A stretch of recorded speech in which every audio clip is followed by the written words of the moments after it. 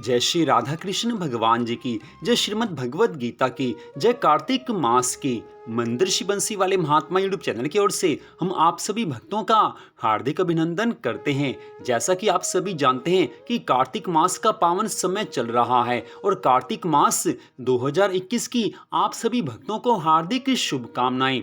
कार्तिक मास के बारे में कहा जाता है कि इस मास में जितना भी हम भगवान की भक्ति करते हैं, जितना भी भगवान की कथा सुनते हैं, उसका अनंत गुना पुण्य फल हमें मिल जाता है। तो श्रीमद् भगवत गीता के महात्म्य का पाठ सुनना और उसका पाठ करना बड़ा ज्यादा शुभ माना गया है। तो आज हम आपको सुनाने जा रहे हैं श्रीमद् भगवत गीता के पहले अध्याय के महात्म्य की कथा, जिसमें कि बताया गया है कि किस प्रकार श्रीमद् भगवत गीता के पहले अध्याय के पाठ करने मात्र से भगवान की अनंत कृपा मिलती है और कार्तिक मास में इसको सुनना बड़ा ज्यादा शुभ कहा गया है। तो श्रीमद् भगवत गीता के पहले अध्याय का महात्म्य इस प्रकार है।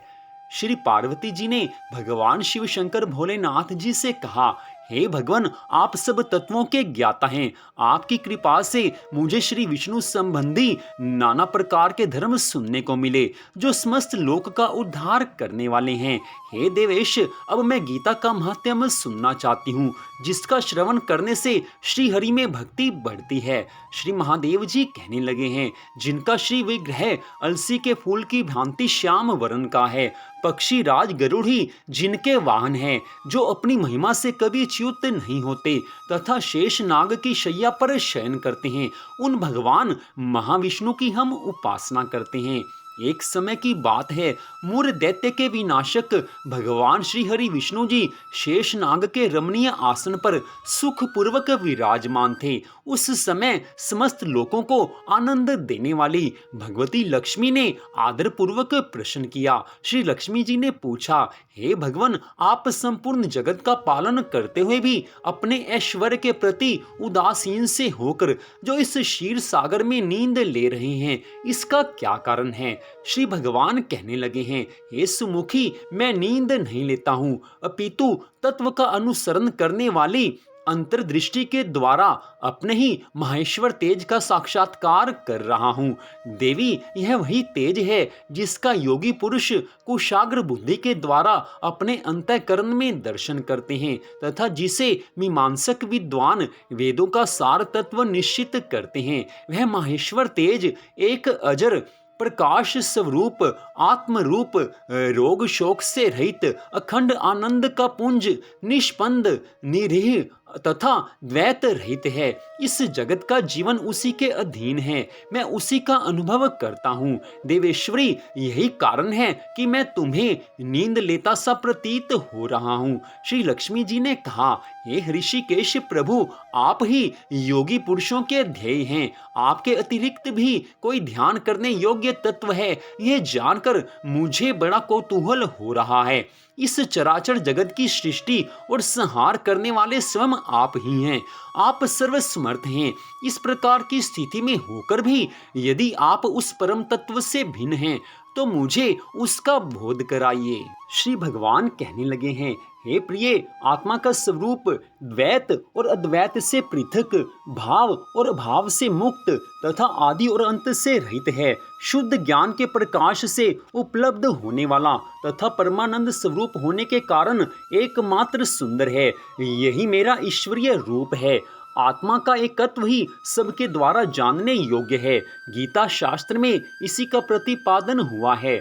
अमित तेजस्वी भगवान श्री हरि विष्णु जी के ये वचन सुनकर लक्ष्मी देवी ने शंका उपस्थित करते हुए कहा, हे भगवान, यदि आपका स्वरूप स्वयं परमानंद में और मन वाणी की पहुंच के बाहर है तो गीता कैसे उसका बोध कराती है? मेरे इस संदेह का आप निवारण कीजिए। श्री भगवान बोले, हे सुंदरी, सुनो, मैं गीता में अपनी स्थिति का वर्णन करता हूँ। क्रमशः 5 अध्यायों को तुम 5 मुख जानो, 10 अध्यायों को 10 भुजाएं समझो तथा 1 अध्याय को उदर और 2 अध्यायों को दोनों चरण कमल जानो। इस प्रकार यह 18 अध्यायों की वांग्मय ईश्वरीय मूर्ति ही समझनी चाहिए। यह ज्ञान मात्र से ही महान पापों का नाश करने वाली है।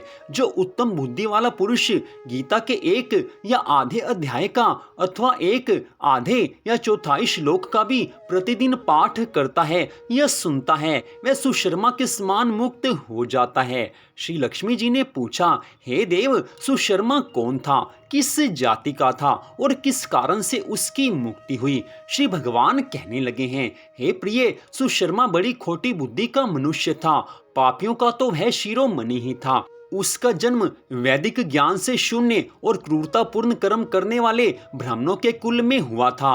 वह न ध्यान करता था, न जप करता था, न होम करता था, न अतिथियों का सत्कार करता था। वह लंपट होने के कारण सदा विषयों के सेवन में ही आसक्त रहता था। हल जोतता और पत्ते बेचकर जीविका चलाता था। उसे मदिरा पीने का व्यसन था तथा वह मांस भी खाया करता था। इस प्रकार उसने अपने जीवन का दीर्घ काल व्यतीत कर दिया।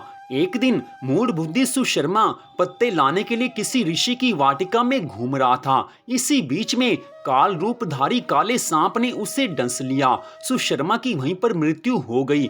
इसके पश्चात वह अनेकों नरकों में जाकर वहां की यातनाएं भोगकर इस मृत्युलोक में लौट आया और यहाँ भोज ढोने वाला बैल हुआ। उस समय किसी पंगु ने अपने जीवन को आराम से व्यतीत करने के लिए उसे खरीद लिया।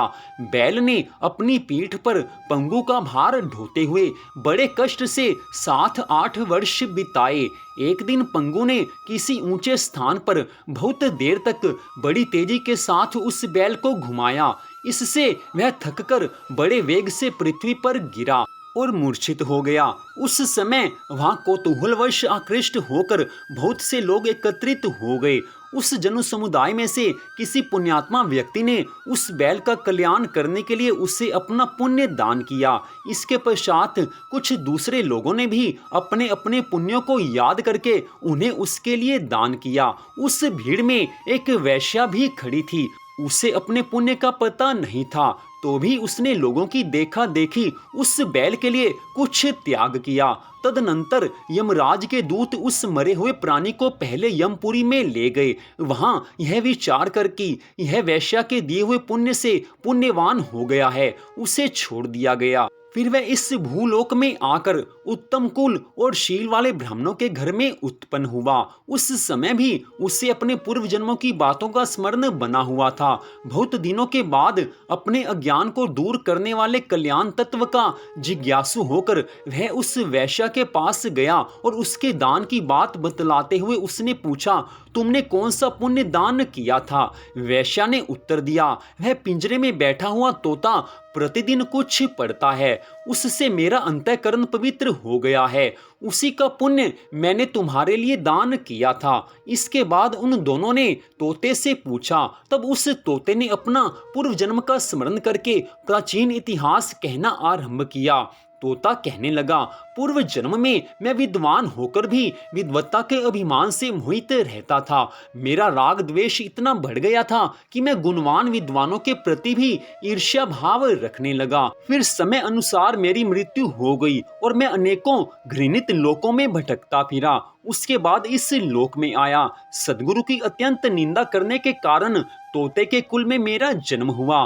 पापी होने के कारण छोटी अवस्था में ही मेरा माता पिता से वियोग हो गया। एक दिन मैं गर्मी की ऋतु में तपे हुए मार्ग पर पड़ा था। वहां से कुछ श्रेष्ठ मुनि मुझे उठा लाए और महात्माओं के आश्रय में आश्रम के भीतर एक पिंजरे में उन्होंने मुझे डाल दिया। वहीं मुझे पढ़ाया गया। ऋषियों के बालक बड़े आदर के साथ गीता के प्रथम अध्याय का पाठ करते थे। उन्हीं से सुनकर मैं भी बारंबार गीता के पहले अध्याय का पाठ करने लगा। इसी बीच में एक चोरी करने वाले भेलिये ने मुझे वहां से चुरा लिया। तत्पश्चात इस देवी ने मुझे खरीद लिया। यही मेरा वृत्तांत है जिसे मैंने आप लोगों से बता दिया। पूर्व काल में मैंने गीता के इस प्रथम अध्याय का अभ्यास किया था, जिससे मैंने अपने पाप को दूर किया है। फिर उसी से इस वैश्या का भी अंतःकरण शुद्ध हुआ है और उसी के पुण्य से ये ब्राह्मण श्रेष्ठ सुशर्मा भी पाप मुक्त हुए हैं। इस प्रकार परस्पर बातचीत करके और गीता के प्रथम अध्याय के महात्म्य की प्रशंसा करके वे तीनों निरंतर अपने अपने घर पर गीता का अभ्यास करने लगे। फिर ज्ञान प्राप्त करके वे मुक्त हो गए। इसलिए जो गीता के प्रथम अध्याय को पढ़ता, सुनता या अभ्यास करता है, उसे इस भवसागर को पार करने में कोई कठिनाई नहीं होती। और कार्तिक मास आने पर गीता के इस पहले अध्याय के महात्म्य की कथा को सुनने मात्र से भगवान की अनंत कृपा मिलती है। भगवान प्रसन्न होकर अपने भक्तों की सभी मनोकामनाओं को पूरा करते हैं और अंत समय में अपने भक्तों को मोक्ष प्रदान करते हैं। इसलिए कार्तिक मास का शुभ समय आने पर श्रीमद् भगवद गीता के इस पहले अध्याय के महात्म्य की कथा को अवश्य सुनना चाहिए या इसको पढ़ना चाहिए। इससे भगवान की अनंत कृपा मिलती है। तो इस प्रकार श्रीमद् भगवद गीता के पहले अध्याय के महात्म्य की कथा को आपने सुना। कार्तिक मास में इस कथा को सुनने मात्र से भगवान श्री राधा कृष्ण जी की, भगवान श्री हरि विष्णु जी की अनंत कृपा मिलती है। इस कथा को आप अवश्य सुने और आगे अपने मित्रों में भी इस कथा को शेयर करें ताकि और भक्त भी इस कथा का लाभ उठा सकें। इसके साथ ही कार्तिक मास महात्म्य की कथाओं को भी प्रतिदिन आप हमारे चैनल पर जरूर सुने। तो आज की इस कथा को सुनने के लिए आप सबका हार्दिक धन्यवाद। भगवान श्री राधा कृष्ण जी की, श्री हरि विष्णु भगवान जी की, भगवान श्री गौरी शंकर जी की, कार्तिक मास की श्रीमद् भगवद गीता की अनंत कृपा सदा आप सब पर, आपके परिवार पर बनी रहे। इसी मंगल कामना के साथ जय श्री राधा कृष्ण भगवान जी की, जय कार्तिक मास की, जय श्रीमद् भगवद गीता की। जय जय श्री राधे, जय जय श्री राधे, जय जय श्री राधे श्याम।